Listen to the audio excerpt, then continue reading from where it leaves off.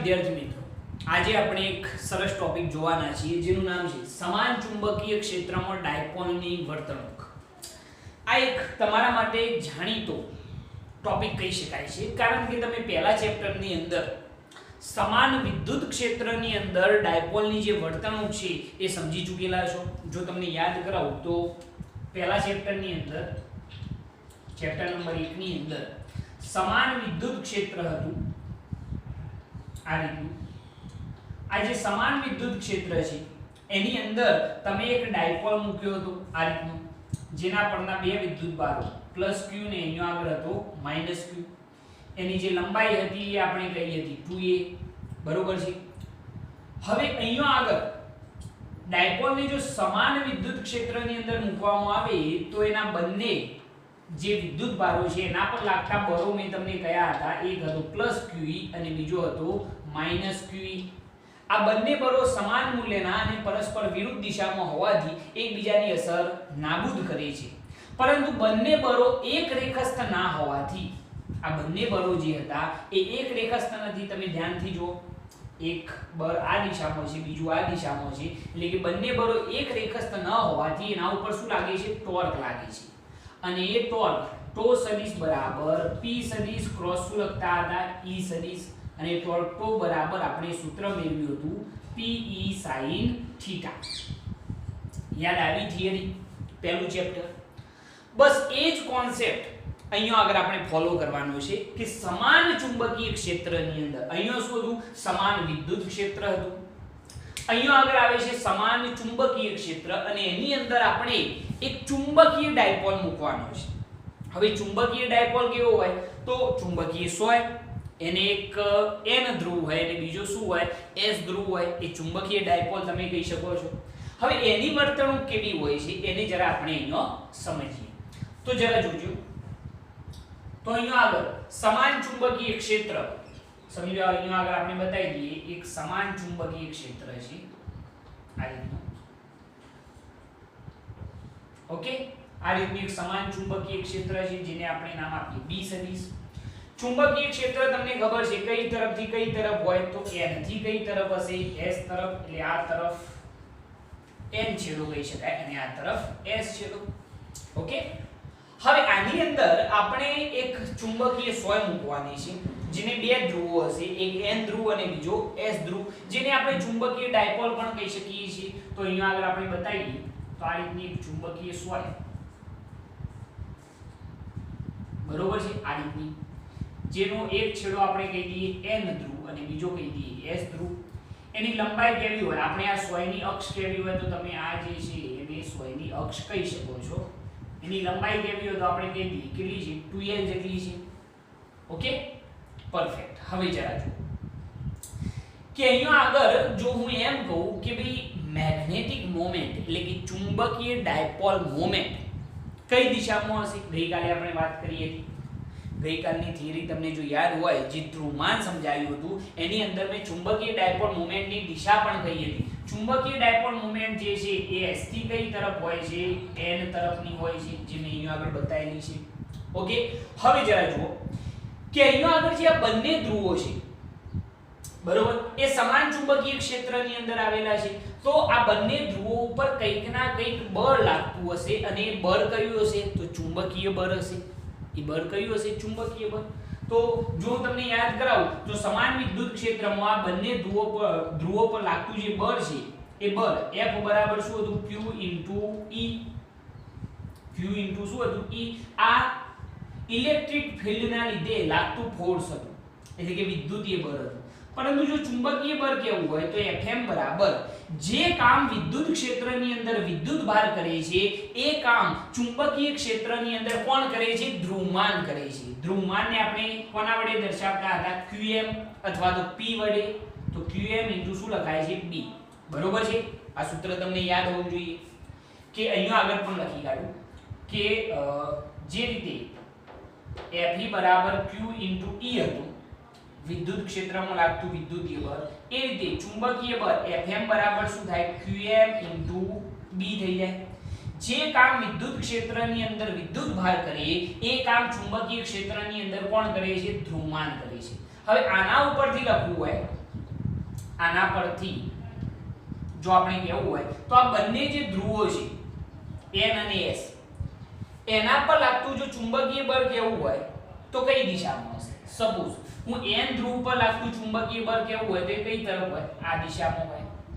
કેમ સાહેબ એ દિશામાં? કારણ કે આ n ધ્રુવ આ તરફ કયો છેડો આવે? s ધ્રુવ. કારણ કે મેં કહેલું છે ચુંબકીય ક્ષેત્ર n થી s તરફ. બરોબર. તો n અને s વચ્ચે શું થાય? આકર્ષણ. એટલે ચુંબકીય બળ જે છે આ દિશામાં હશે અને આ બળને આપણે નામ આપીએ Fn. બરોબર છે. એ રીતે s ધ્રુવ પર લાગતું બળ કઈ દિશામાં હશે? તો આ દિશામાં હશે અને એને આપણે શું નામ આપીશું? Fs. કેમ આ દિશામાં? ખ્યાલ આવી ગયો ને? આ તરફ n છેડો છે. ઓકે. તો અહીંયા આગળ આપણે બંને બળો પણ કહી દઈએ. જો Fn બરાબર કેવું હોય તો Fn બરાબર શું થઈ જશે? તો qm b. qm શું થાય? b. જે ચુંબકીય બળ છે n ધ્રુવ પર લાગતું ચુંબકીય બળ આ સૂત્ર પરથી આના ઉપરથી n ધ્રુવ પર લાગતું ચુંબકીય બળ Fn બરાબર qm b. સેમ રીતે Fs કહી શકાય. Fs બરાબર પણ શું થશે? તો qm b થઈ જશે. qm શું થઈ જશે? b. Okay, clear. પરંતુ આ જે qm b છે n ધ્રુવ પર લાગતું બળ એ આ દિશામાં છે અને s ધ્રુવ પર લાગતું બળ કઈ દિશામાં છે? એનાથી બિલકુલ વિરુદ્ધ દિશામાં. એટલે અહીંયા નિશાની કઈ આવશે? માઈનસ આવશે. તો પહેલા આ બે બળો થઈ ગયા. ઓકે. આ બંને બળો જે છે Fn અને Fs એ બંને કેવા હશે? સમાન મૂલ્યના અને પરસ્પર કેવા હશે? વિરુદ્ધ દિશામાં. એટલે એકબીજાની અસર શું કરી દેશે? નાબૂદ કરી દેશે. તો અહીંયા આગળ આપણે એમ લખી શકીએ કે આ બંને બળો કેવા હોય છે? સમાન મૂલ્યના અને પરસ્પર વિરુદ્ધ દિશામાં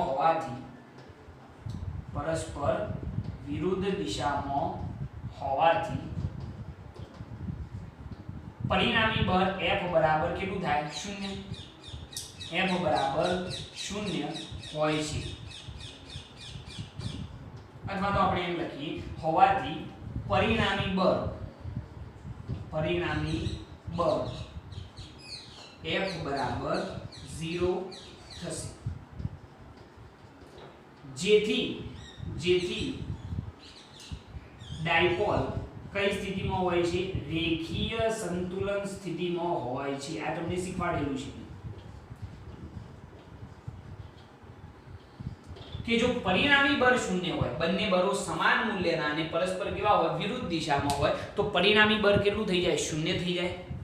જેની ડાયપોલ રેખીય સંતુલન સ્થિતિમાં હોય. રેખીય સંતુલન સ્થિતિ કોને કહેવાય? મેં તમને સમજાવેલું છે કે આ જે ડાયપોલ છે બરોબર એ અહીંયા આગળ જ રહેશે.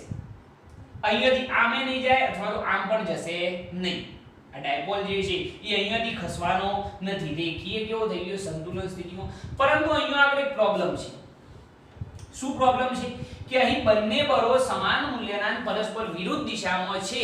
એટલે પરિણામી બળ 0 થઈ ગયું. ડાયપોલ જે છે રેખીય સંતુલન સ્થિતિમાં થઈ ગયો. પરંતુ અહીં બંને બળો એક રેખસ્થ નથી. જેવું અહીંયા આગળ હતું. એક બળ આ દિશામાં લાગે છે, બીજું બળ આ દિશામાં લાગે છે. બંને એક રેખસ્થ નથી, જેના લીધે એના ઉપર શું લાગશે? ટોર્ક લાગે છે. તો અહીંયા આગળ આપણે લખીએ કે પરંતુ બંને બળો એક રેખસ્થ ન હોવાથી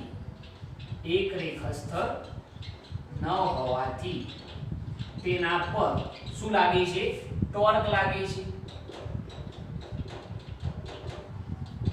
જેથી તે કેવી ગતિ કરે છે? ચાક ગતિ કરે છે. Rotational motion. ચાક ગતિ કરે છે મતલબ કે પરિણામી બળ 0 થયું એટલે ડાયપોલ આમ પણ નહીં જાય અથવા તો આમ પણ નહીં જાય. પરંતુ આ બંને બળો એક રેખસ્થ ના હોવાથી એક બળ અહીંયા છે, એક બળ અહીંયા છે, જેના લીધે આ જે ડાયપોલ છે શું કરે છે? ચાક ગતિ કરે છે. આમ ફરવાનો પ્રયત્ન કરે. આ ખ્યાલ આવે છે? ચુંબકીય ક્ષેત્રની દિશામાં એ પોતાની જાતને ગોઠવવાનો પ્રયત્ન કરે છે. ખ્યાલ આવી ગયો આની અંદર? તો અહીંયા આગળ આ વસ્તુ ધ્યાન રાખજો. આ કાઢી નાખું છું. નોટ કરવું હોય બાજુમાં નોટ કરીને લખી કાઢજો કે આની સાથે કઈ રીતે સામ્યતા ધરાવે છે. સેમ કન્ડિશન છે ભાઈ, કઈ નથી આની અંદર. બરોબર. હવે જરા જુઓ કે અહીંયા આગળ બંને બળો એક રેખસ્થ ના હોવાથી એના ઉપર ટોર્ક લાગ્યું, જેના લીધે ચાક ગતિ કરવાનો પ્રયત્ન કરે છે. બરોબર. તો જો ટોર્ક લાગતું હોય તો ટોર્ક માટેનું તો સાહેબ સૂત્ર તમે અમને શીખવાડેલું છે કે ટોર્ક બરાબર શું થાય, કોઈ એક બળનું મૂલ્ય ગુણ્યા બે બળો વચ્ચેનું શું આવે, લંબ અંતર. બે બળો વચ્ચેનું કેવું અંતર, લંબ અંતર. તો ટોર્ક આપણને મળી જશે. તો ટોર્ક તો બરાબર શું થઈ જાય, કોઈ એક બળનું મૂલ્ય, ગમે તે કોઈ એક બળ, Fn અથવા તો Fs, મૂલ્ય તો સમાન જ થવાનું હોય. બરોબર છે. નો ડાઉટ કે આ ધન છે ને આ ઋણ છે, પરંતુ મૂલ્ય તો કેવું આવે, ધન જ આવે. તો કોઈ એક બળનું મૂલ્ય એટલે આપણે એક બળનું મૂલ્ય લઈ લઈએ તો Qm * B ગુણ્યા આ બંને બળો Fn અને Fs વચ્ચેનું લંબ અંતર. હવે લંબ અંતર કેટલું થાય, તો આ રહ્યો Fn, આ રહ્યો Fs, એમની વચ્ચેનું લંબ અંતર એટલે કે આ અંતર થાય, આ જે ડિસ્ટન્સ આવે. બરોબર છે. અહીંયા આગળ જે ખૂણો બને એ કાટખૂણો બની જાય. આ જે અંતર આવે છે એને આપણે ગમે તે નામ આપી દઈએ d. બરોબર. આ જે અંતર ND છે એ બે બળો વચ્ચેનું શું થઈ જાય, લંબ અંતર થઈ જશે. બરોબર છે. અહીંયા આગળ જે આપણે કેવું હોય તો મેગ્નેટિક મોમેન્ટ છે અને ચુંબકીય ક્ષેત્ર છે એની વચ્ચે બનતો જે આ ખૂણો છે દેખાય છે, એને હું નામ આપી દઉં છું થીટા. આ જે મેં તૂટક રેખા વડે બતાવેલો ત્રિકોણ દેખાય છે ને, જરા ધ્યાન રાખજો કે મેગ્નેટિક મોમેન્ટ અને ચુંબકીય ક્ષેત્ર વચ્ચે બનતો ખૂણો કેટલો છે, થીટા છે. તો એના ઉપરથી બે બળો વચ્ચેનું લંબ અંતર કેવું હોય તો હું બાજુમાં અહીંયા નોટ કરી લખું છું. બરોબર. તો કયો ત્રિકોણ છે, તો ત્રિકોણ કયો છે, NDS પરથી તમારે બે બળો વચ્ચેનું લંબ અંતર એટલે કે ND શોધવાનું. તો વિધેય કઈ ધ્યાનમાં લઈશું, sin થીટા. તો sin થીટા બરાબર સામેની બાજુ એટલે શું થઈ જાય, ND ભાગ્યા કર્ણ કયો થશે, SN. તો sin થીટા બરાબર ND જે આપણે શોધવાનું છે અને SN તમને ખબર છે, SN કેટલો છે, ડાયપોલની લંબાઈ 2l. એટલે બે બળો વચ્ચેનું લંબ અંતર જે ND છે એ આપણને કેટલું મળી જશે, 2l sin થીટા. ક્લિયર? કોઈ કન્ફ્યુઝન નહીં, બહુ સિમ્પલ. તો બે બળો વચ્ચેનું લંબ અંતર લખવું હોય તો શું લખાય, 2l sin theta. Clear? Perfect. તો આ થઈ ગયું ટોર્ક. જે ટોર્ક લાગે છે અહીંયા આગળ, જેના લીધે આ ડાયપોલ આમ ગતિ કરવાનો પ્રયત્ન કરે છે. બરોબર. એ ટોર્ક તો બરાબર કોઈ એક બળનું મૂલ્ય Qm * B અને બે બળો વચ્ચેનું લંબ અંતર કેટલું આવ્યું, 2l sin થીટા. હવે જરા યાદ કરો કે મેં તમને સમજાવ્યું હતું કે આ ધ્રુવમાન Qm * 2l એની જગ્યાએ શું લખાય, મેગ્નેટિક મોમેન્ટ. એની જગ્યાએ શું લખાય, મેગ્નેટિક મોમેન્ટ. મેં તમને ગઈકાલે શીખવાડ્યું હતું કે ધ્રુવમાન P અથવા તો ધ્રુવમાન Qm બરાબર એકમ લંબાઈ દીઠ મેગ્નેટિક મોમેન્ટ. બરોબર. તો મેગ્નેટિક મોમેન્ટ m બરાબર શું થઈ જાય, Qm * 2l. તો આ Qm * 2l ની જગ્યાએ શું લખાય, Qm * 2l ની જગ્યાએ શું લખાય, મેગ્નેટિક મોમેન્ટ. તો ટોર્ક તો બરાબર આની જગ્યાએ મેગ્નેટિક મોમેન્ટ લખીએ તો mb sin થીટા થઈ જાય. તો ટોર્ક તો સદિશ બરાબર m સદિશ ક્રોસ શું લખાય, b સદિશ, કારણ કે sin થીટા છે એટલે ક્રોસ ગુણાકાર થાય. તો આ ટોર્ક તો સદિશનું સૂત્ર બની ગયું કે ટોર્ક તો સદિશ બરાબર શું થયું, mb sin theta. Okay, perfect. હવે જરા જુઓ કે અહીંયા આગળ એક વસ્તુની ખબર પડી સાહેબ કે અહીંયા આગળ ટોર્ક લાગે છે અને ટોર્કનું સૂત્ર પણ સાહેબ તમે મેળવી લીધું, mb sin થીટા. બહુ સિમ્પલ છે. હવે રહી વાત કે સાહેબ અહીંયા આગળ ટોર્કના લીધે આ જે આપણો ડાયપોલ છે એ કેવી ગતિ કરવાનો પ્રયત્ન કરે છે, ચાક ગતિ. અહીંયા આગળ આ છેડા પર બળ આમ લાગતું હશે, આ છેડા પર બળ આમ લાગતું હશે. જરા જુઓ, આ છેડો જે છે જો આગળ બળ આમ લાગશે અને આ છેડા ઉપર લાગતું બળ આમ હશે. બરોબર છે. એટલે કે ચાક ગતિ કરવાનો પ્રયત્ન કરે. જો ચાક ગતિ કરવાનો પ્રયત્ન કરે તો એની અંદર ટોર્ક તો બરાબર આપણે ચાક ગતિની અંદર શું લખતા હતા, યાદ કરો, I * આલ્ફા. ટોર્ક તો બરાબર શું લખતા હતા, I * આલ્ફા. તો અહીંયા આગળ આપણે જો લખીએ તો ટોર્ક તો બરાબર mb sin થીટા પરથી જો આપણે લખીએ તો શું થશે, જરા જોજો. પરફેક્ટ. ચાક ગતિ છે એટલા માટે ટોર્ક તો બરાબર શું થાય, I * આલ્ફા. મેથેમેટિકલ સ્ટેપ છે, બહુ સિમ્પલ.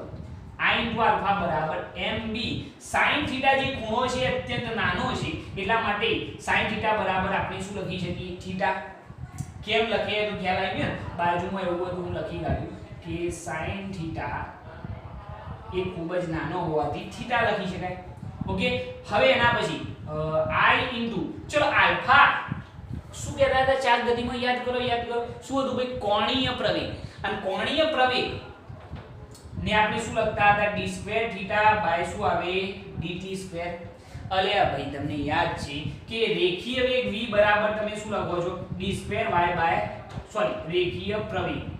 રેખીય પ્રવેગ બરાબર સ્થાનનું કેટલી વખત વિકલન થાય બે વખત તો પ્રવેગ મળે જે રેખીય પ્રવેગ છે d2y બાય dt2 જો કોણીય પ્રવેગ હોય તો એની જગ્યાએ શું લખાય d2 થીટા જે આ કોણીય સ્થાનાંતર છે આ રેખીય સ્થાનાંતર તો d2 થીટા બાય dt2 ચાર ગતિ ચેપ્ટર યાદ કરજો તો I into d2 theta by dt2 is equal to અહીંયા આગળ થશે mb થીટા ઓકે પરફેક્ટ હવે અહીંયા જુઓ એક જ મિનિટ આપણે એક કામ કરીએ કે અહીંયા આગળ આ જે ટોર્ક લાગે છે ને એ ટોર્કનું સૂત્ર પુનઃસ્થાપક ટોર્ક છે એક જ મિનિટ આના જ વસ્તુ છે એક વસ્તુ સમજાવવા રહી ગઈ કે અહીંયા આગળ જે ટોર્ક લાગે છે એ તો આપણે મેળવી લીધું ને ટોર્ક તો બરાબર mb sin થીટા પરંતુ જ્યારે ચાર ગતિ કરે છે આમ તો આ જે આપણો ડાયપોલ છે એને પોતાના સ્થાને પાછો લાવવા માટે કંઈક ના કંઈક પુનઃસ્થાપક ટોર્ક લાગતો હશે જે રીતે સ્પ્રિંગની અંદર લાગે છે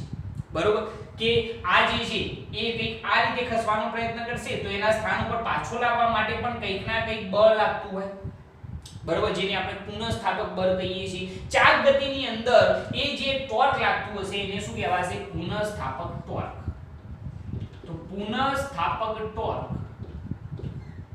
તો બરાબર જો આપણે કહેવું હોય તો આ જે ટોર્ક લાગ્યું એના લીધે ચાર ગતિ થઈ હવે એને પુનઃસ્થાપિત કરવા માટે પોતાના સ્થાને આમ હોય ને પાછો આમ લાવવા માટે જે પુનઃસ્થાપક ટોર્ક લાગે એ એનાથી બિલકુલ કઈ દિશામાં હોય વિરુદ્ધ દિશામાં તો ટોર્ક તો બરાબર શું થાય -mb sin થીટા ધ્યાન રાખજો ફરીથી એક વાત કહું કે અહીંયા આગળ ચાર ગતિ થઈ એના લીધે ટોર્ક શું લાગ્યું mb sin થીટા એટલે એની ગતિ આમ થઈ હવે એને પોતાની જગ્યાએ પાછો લાવવા માટે જે ટોર્ક લાગે એને શું કહેવાય પુનઃસ્થાપક ટોર્ક અને ટોર્ક તો બરાબર શું થાય -mb sin થીટા કારણ કે એ આ જે ચાર ગતિની અંદર ટોર્ક લાગે છે એનાથી બિલકુલ કઈ દિશામાં હશે વિરુદ્ધ દિશા ઓકે હવે જરા જોજો ટોર્ક તો બરાબર આપણે શું લખતા I into alpha તો is equal to -mb sin theta ની જગ્યાએ શું લખવાનું થીટા કેમ લખ્યું મેં તમને પહેલા કહ્યું કે sin theta is equal to શું લખાય થીટા કારણ કે ખૂણો અત્યંત નાનો છે ઓકે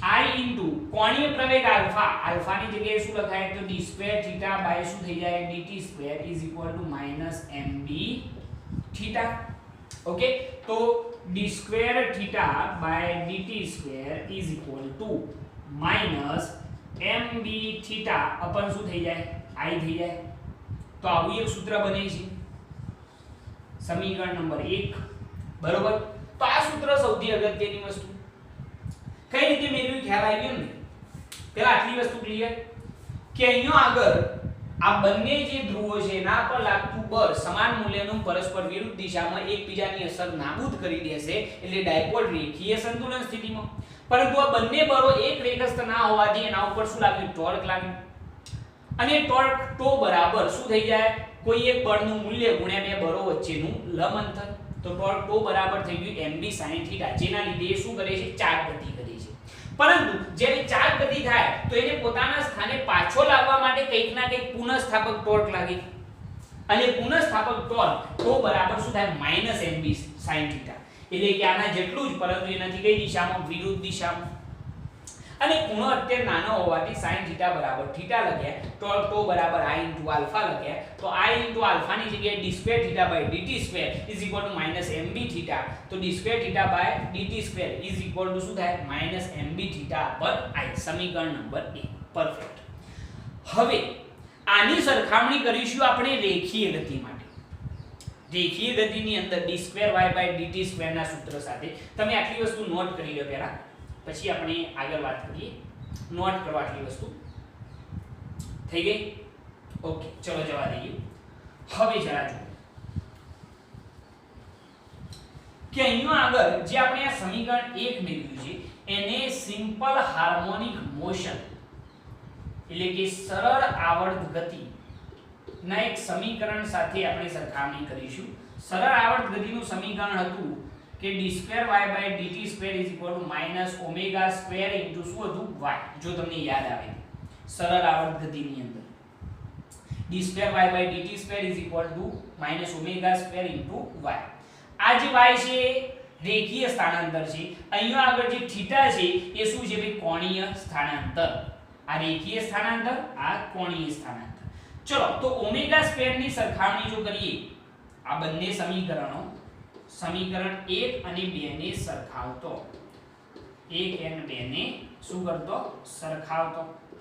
ચલો સરખામણી કરો તો આ રેખીય સ્થાનાંતર, આ કોણીય સ્થાનાંતરનું સૂત્ર છે. હવે જરા જો કે અહીંયા આગળ omega² ની સરખામણી કરીએ તો એની સાથે શું આવશે mb/i. બંનેમાં માઈનસ તો કોમન છે. આ રેખીય સ્થાનાંતર, આ કોણીય સ્થાનાંતર, તો omega² બરાબર જો કેવું હોય તો શું થઈ જાય mb/i થઈ જશે. ઓકે, ઓમેગા બરાબર જો આપણે કહેવું હોય તો ઓમેગા બરાબર √mb/ શું થઈ જાય i થઈ જાય. ક્લિયર? એના સિવાય જો હું એમ કહું અહીંયા આગળ લખીએ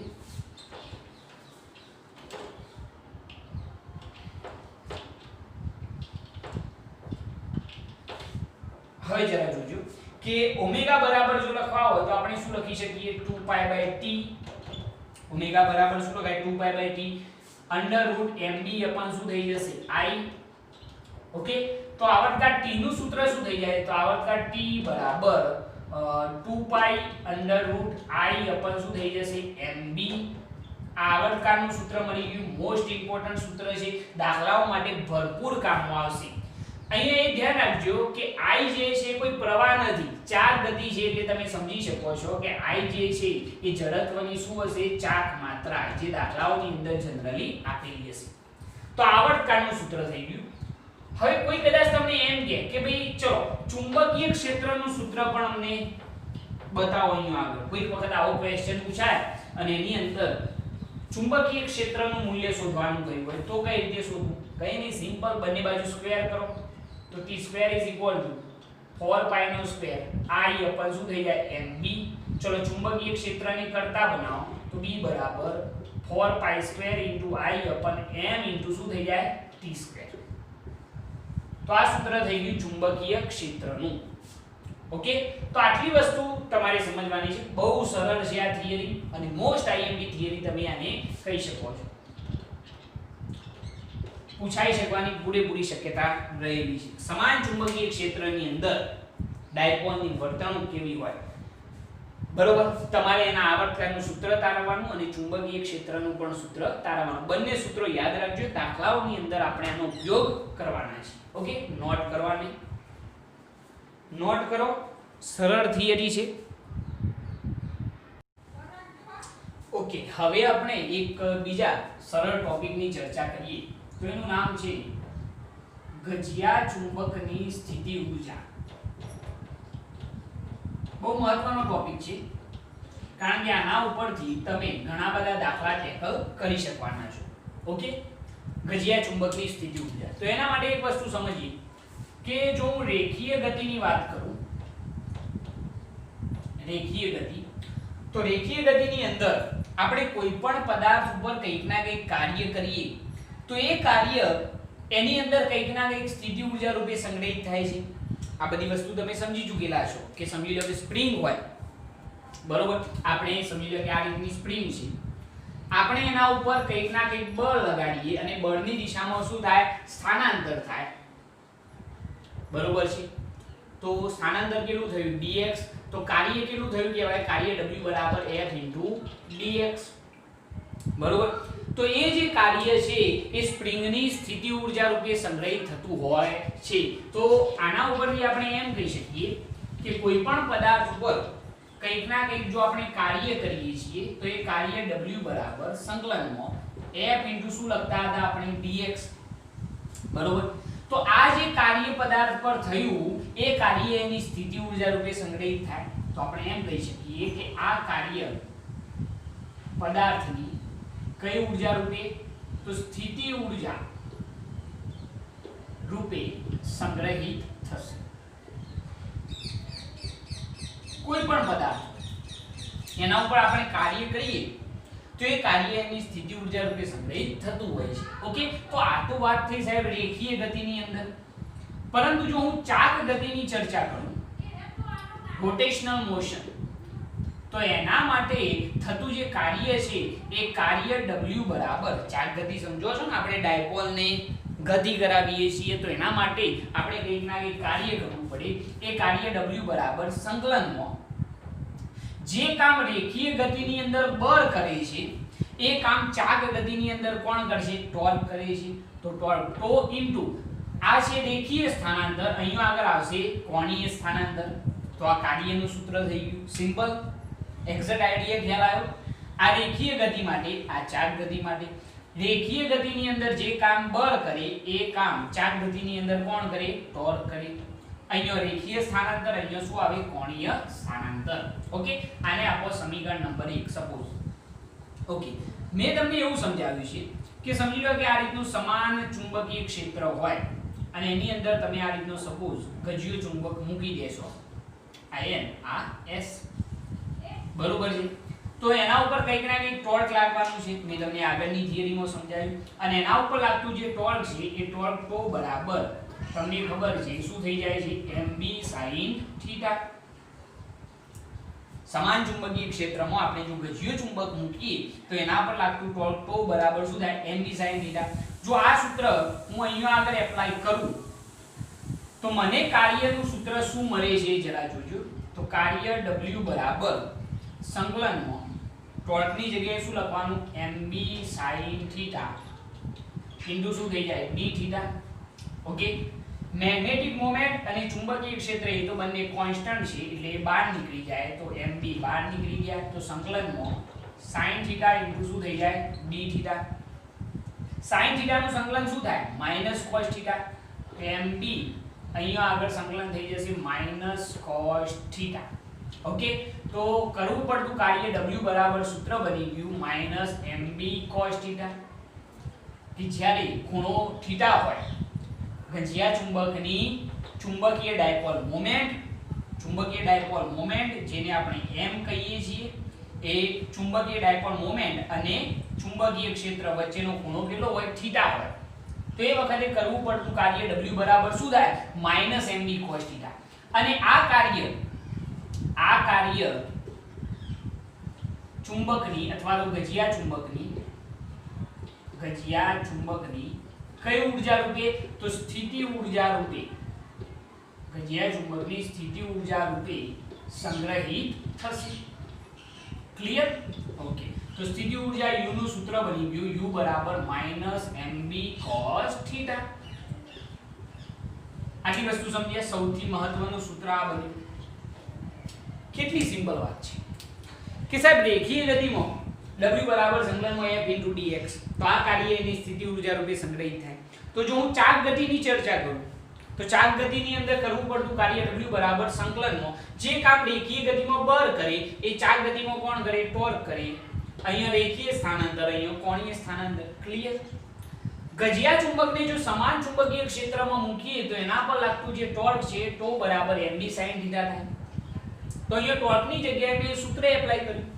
મેગ્નેટિક મોમેન્ટ અને ચુંબકીય ક્ષેત્ર એ બંને તો કોન્સ્ટન્ટ બહાર નીકળી ગયા. sin થીટા નું સંકલન શું થાય? Minus cos theta. તો W બરાબર સૂત્ર થઈ ગયું માઈનસ mb cos થીટા.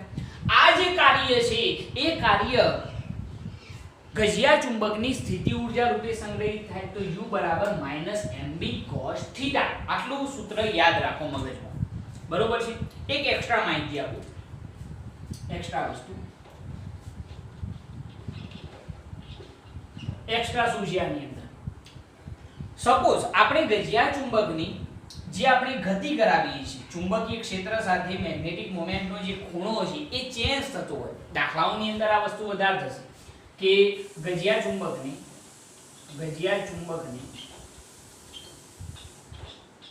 θ1 થી θ2 સુધી ભ્રમણ કરાવવામાં આવે તો શું થાય? તો એની સ્થિતિ ઊર્જા શું થશે એના માટે આપણે એક સૂત્ર બનાવીશું અહીંયા કે જેનો ઉપયોગ દાખલાઓની અંદર કરીશું. તો એના માટે સૂત્ર બનાવીએ કે કરવું પડતું કાર્ય W બરાબર સંકલનમાં mb sin થીટા ઇન્ટુ શું હતું આપણું d થીટા. અને હવે આ જ હતું. હવે જરા જુઓ, તમને ખબર છે કે સાહેબ mb તો કોન્સ્ટન્ટ છે એટલે એ તો બહાર નીકળી ગયા. તો સંકલનમાં શું વધ્યું, ખૂણો જે છે એ કેટલાથી કેટલા સુધીનો θ1 થી θ2 ઇન્ટુ sin થીટા ઇન્ટુ શું આવશે d થીટા. અહીંયા ખૂણો એ જ આવે ને, સંકલન કેટલાથી કેટલા સુધીનું લેવાનું, θ1 થી θ2. સ્થાનાંતર એટલું થયું છે, ભ્રમણ એટલું કરાયું છે. તો કરવું પડતું કાર્ય W બરાબર mb sin θ નું સંકલન શું થાય, તો તમે કહેશો -cos θ. લિમિટ કેટલી આવશે, તો θ1 થી θ2. જો કિંમત એપ્લાય કરીએ, લિમિટ એપ્લાય કરીએ તો શું થાય, તો -cos θ ની જગ્યાએ શું લખવાનું, θ2 માઈનસ θ ની જગ્યાએ θ1, તો માઈનસ માઈનસ અહીંયા શું થઈ ગયું, પ્લસ cos θ1. લિમિટ એપ્લાય કરી. ઓકે, તો કરવું પડતું કાર્ય W બરાબર mb કૌંસની અંદર cos θ1 આગળ લખીએ તો cos θ1 માઈનસ cos θ2. આ જે કાર્ય છે, આ કાર્ય કઈ ઊર્જા રૂપે, તો કજિયા ચુંબકની સ્થિતિ ઊર્જા રૂપે શું થશે, સંગ્રહિત થશે. જો સંગ્રહિત થાય તો સ્થિતિ ઊર્જા U બરાબર સૂત્ર થઈ જશે mb કૌંસની અંદર cos θ1 માઈનસ cos θ2. ખ્યાલ આવી ગયો આની અંદર. તો જ્યારે ગજિયા ચુંબકને આપણે θ1 થી θ2 જેટલું ભ્રમણ કરાવીએ તો એ વખતે ગજિયા ચુંબકની સ્થિતિ ઊર્જાનું સૂત્ર શું થાય, mb કૌંસની અંદર cos θ1 માઈનસ cos θ2. યાદ રાખજો આ વસ્તુ. સાથે સાથે જો આપણે θ કોણો બનતો હોય તો એના માટે સૂત્ર શું થઈ જશે, u બરાબર -mb cos θ. Clear? Okay, perfect. Note કરવાની. આના વિવિધ કિસ્સા જોઈ લઈએ. આના ઉપરથી θ ઉપરથી શોધીએ. આ તો આપણે દાખલાઓ માટે યુઝ કરીશું. નોટ કરો. ઓકે, જવા દઈએ છીએ. ચલો, વિવિધ કિસ્સા. સૂત્ર થઈ ગયું -mb cos θ. તો કેટલીક સ્થિતિઓ આપણે વિચારી લઈએ. સ્થિતિ ઊર્જાના સૂત્ર પરથી u બરાબર -mb cos θ. તો એની અંદર મહત્વના કિસ્સા એવું લખીએ આપણે, મહત્વના કિસ્સા. ઓકે, તો પહેલો કિસ્સો કે જ્યારે θ બરાબર 0 ડિગ્રી હોય, એટલે કે મેગ્નેટિક મોમેન્ટ અને મેગ્નેટિક ફિલ્ડ એટલે કે ચુંબકીય ક્ષેત્ર વચ્ચેનો એંગલ કેટલો હોય, θ બરાબર 0. તો એ વખતની સ્થિતિમાં જો આપણે ટોર્ક કેવું હોય તો ટોર્ક તો બરાબર mb sin θ થાય. ટોર્ક એ શોધી કાઢીએ, સ્થિતિ ઊર્જા પણ લખીએ તો ટોર્ક તો બરાબર mb sin θ બરાબર 0. sin 0 ની કિંમત 0, તો ટોર્ક કેટલું થયું, 0 થયું. ક્લિયર? ઓકે સાહેબ, સ્થિતિ ઊર્જા કેટલી થાય, તો સ્થિતિ ઊર્જા u બરાબર -mb cos θ. તો cos θ ની જગ્યાએ આપણે શું લખીશું, 0 ડિગ્રી, cos 0 ની કિંમત 1, તો સ્થિતિ ઊર્જા u બરાબર શું થઈ, -mb. આ જે સ્થિતિ છે એને આપણે કહીએ છીએ મહત્તમ સ્થાયી સંતુલન સ્થિતિ. કઈ સ્થિતિ કહેવામાં આવે છે, મહત્તમ સ્થાયી સંતુલન સ્થિતિ. બરોબર? ક્યારે ભાઈ, θ બરાબર કેટલા ડિગ્રી હોય, 0 ડિગ્રી હોય ત્યારે. ચલો સ્થિતિ ચેન્જ કરીએ કે θ બરાબર 180 ડિગ્રી હોય તો ચલો ટોર્ક કેટલું થાય, તો ટોર્ક કો બરાબર -mb sin θ. તો ટોર્ક કો બરાબર, ચલો sin 180 ની કિંમત કેટલી થાય છે, તમે કહેશો 0. તો ટોર્ક કેટલું થઈ ગયું, 0. ટોર્ક કેટલું થઈ ગયું, 0. સ્થિતિ ઊર્જા કેવી હોય, તો u બરાબર -mb cos θ. cos 180 ની કિંમત -mb cos θ બરાબર 180 ડિગ્રી. cos 180 ની કિંમત -1, તો માઈનસ માઈનસ પ્લસ, એટલે સ્થિતિ ઊર્જા u બરાબર +mb થઈ જાય. એટલે આ જે સ્થિતિ છે એને કહેવામાં આવે છે મહત્તમ અસ્થાયી સંતુલન સ્થિતિ અથવા તો મહત્તમ અસ્થાયી સ્થિતિ કહી દો. બરોબર છે? આ θ બરાબર 180 ડિગ્રી માટે થઈ ગઈ. ત્રીજી સ્થિતિ કે થીટા બરાબર કેટલો ખૂણો હોય મેગ્નેટિક મોમેન્ટ અને ચુંબકીય ક્ષેત્ર વચ્ચેનો ખૂણો થીટા બરાબર 90 ડિગ્રી હોય તો એ વખતે ટોર્ક કેટલું થાય તો ટોર્ક બરાબર mb sin થીટા થીટા બરાબર 90 sin 90 ની કિંમત 1 તો ટોર્ક બરાબર શું થઈ ગયું mb સાહેબ સ્થિતિ ઊર્જા કેટલી થાય તો u બરાબર -mb cos થીટા થીટા બરાબર 90 ડિગ્રી cos 90 ની કિંમત 0 તો સ્થિતિ ઊર્જા u બરાબર કેટલી થઈ જાય 0 થઈ જશે તો આ વિવિધ કિસ્સા થઈ ગયા ત્રણેય કિસ્સા વ્યવસ્થિત લખવાના સૂત્ર યાદ રાખજો -mb cos થીટા હા એક બીજી વસ્તુ યાદ કરાવી દઉં કે અહીંયા આગળ આની સરખામણી વિદ્યુત ક્ષેત્ર સાથે પણ કરીએ તો વિદ્યુત ક્ષેત્ર હોય તો એના માટે સ્થિતિ ઊર્જાનું સૂત્ર જો તમને યાદ હોય તો -pe cos થીટા યાદ આવ્યું કોઈને હા સાહેબ -pe cos થીટા જૂનો લેક્ચર યાદ કરો પહેલું ચેપ્ટર -pe cos થીટા હતું જો ચુંબકીય ક્ષેત્રની વાત કરીએ તો સ્થિતિ ઊર્જાનું સૂત્ર આપણને મળ્યું -mb cos થીટા અલે આ ભાઈ સરખું છે ને કઈ નવીનતા છે આ શું હતી ડાયપોલ મોમેન્ટ આ જે આઈએ શું આ ચુંબકીય ડાયપોલ મોમેન્ટ આ વિદ્યુત ડાયપોલ મોમેન્ટ p જે છે એ વિદ્યુત ડાયપોલ મોમેન્ટ છે m જે છે એ ચુંબકીય ડાયપોલ મોમેન્ટ છે આ વિદ્યુત ક્ષેત્ર છે આ ચુંબકીય ક્ષેત્ર છે ખૂણો તો બંનેમાં સમાન છે કઈ નવીનતા નથી ખ્યાલ આવ્યો આની અંદર ઓકે નોટ કરવાની નોટ કરો ઓકે હવે આપણે ચુંબકત્વ માટે ગાઉસનો નિયમ જોવાનો છે તો ટોપિકનું નામ લખીએ તો ચુંબકત્વ માટે ગાઉસનો નિયમ ઓકે બહુ સિમ્પલ નિયમ છે કે આપણે કોઈ પણ સમાન ચુંબકીય ક્ષેત્ર વિચારીએ સમજી લો કે આ રીતે એક સમાન ચુંબકીય ક્ષેત્ર છે બરોબર અને એની અંદર કોઈ એક પૃષ્ઠ આવેલું છે આ રીતનું કે જેનું કુલ ક્ષેત્રફળ કેટલું છે s જેટલું છે તો આ જે બંધ પૃષ્ઠ છે એમાંથી પસાર થતું કુલ ફ્લક્સ આપણે શોધવું હોય તો એના માટે આપણે ગાઉસનો નિયમ યુઝ કરી શકીએ હવે અહીંયા આગળ ફ્લક્સ શોધવું હોય તો આપણે શું કરીશું આપણો બેઝિક આઈડિયા કે અહીંયા આ એક નાનકડો ખંડ વિચારીશું જો એનું ક્ષેત્રફળ સદિશ કેવું હોય તો આ દિશામાં ચુંબકીય ક્ષેત્ર આ દિશામાં છે બંને વચ્ચેનો એંગલ કેટલો છે થીટા છે તો આ ડેલ્ટા s ખંડ માટે જો આપણે વાત કરીએ તો ડેલ્ટા s ખંડ માટે ચુંબકીય ફ્લક્સ જો આપણે કહેવું હોય તો કેટલું થાય જેને આપણે ડેલ્ટા ફાઈ કહીએ તો ડેલ્ટા ફાઈ બરાબર શું થઈ જશે તો સંકલનમાં b સદિશ ઇન્ટુ શું થઈ જાય ડેલ્ટા s સદિશ થઈ જશે b સદિશ ઇન્ટુ શું થઈ જવાનું ડેલ્ટા s સદિશ ખ્યાલ આવ્યો આની અંદર તો આ એક જ ખંડ માટે આપણે ચુંબકીય ફ્લક્સ શોધ્યું છે તમને યાદ છે ને આપણે વિદ્યુત ક્ષેત્ર માટે ફ્લક્સ ફાઈ બરાબર શું લખતા E સદિશ ઇન્ટુ dA સદિશ તો અહીંયા ચુંબકીય ફ્લક્સ છે એટલા માટે ફાઈ બરાબર શું થઈ જાય B સદિશ ઇન્ટુ ds સદિશ અહીંયા સૂક્ષ્મ ખંડ છે એના માટે ઉદ્ભવતું ફ્લક્સ છે એટલા માટે મેં ડેલ્ટા ફાઈ લખેલું છે તો ડેલ્ટા ફાઈ બરાબર B સદિશ ઇન્ટુ શું થયું ડેલ્ટા s સદિશ પરંતુ આપણે જો કુલ ફ્લક્સ શોધવું હોય સમગ્ર બંધ પૃષ્ઠ માટે કુલ ફ્લક્સ જો આપણે કહેવું હોય તો એ કુલ ફ્લક્સ કેટલું થાય તો કુલ ફ્લક્સ ફાઈ બરાબર સિગ્મા શું કરીશું આવા બધા જે નાના ખંડો છે એના દ્વારા ઉદ્ભવતા ફ્લક્સોનો સરવાળો કરી દઈશું તો સિગ્મા ઓલ એટલે કે બધા ખંડોનો સરવાળો ઇન્ટુ શું થઈ જાય ડેલ્ટા ફાઈ આવા ડેલ્ટા ફાઈ જે સૂક્ષ્મ ફ્લક્સો છે એ બધાનો શું કરી દેવાનો સરવાળો તો આપણને શું મળી જશે કુલ ફ્લક્સ તો કુલ ફ્લક્સ ફાઈ બરાબર ચલો સિગ્મા બધાનો સરવાળો ચલો ડેલ્ટા ફાઈ ની જગ્યાએ શું લખાય b સદિશ ઇન્ટુ ડેલ્ટા s સદિશ લખવામાં આવશે તો આ જે મળશે આપણને એ શું મળશે કુલ ફ્લક્સ અને એના બરાબર આપણને જવાબ કેટલો મળશે એ પણ હું તમને કહી દઉં તો કુલ ફ્લક્સ જે છે એ તમને 0 મળશે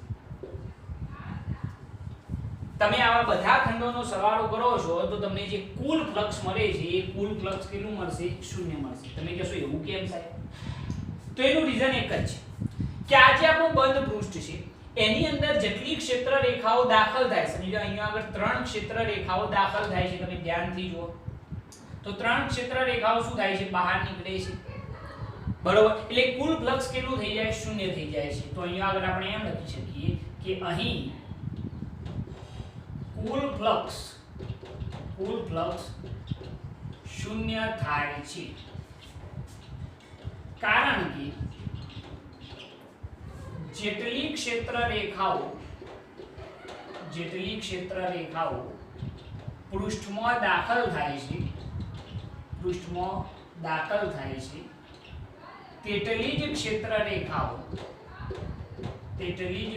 રેખાઓ પૃષ્ઠમાંથી બહાર નીકળે છે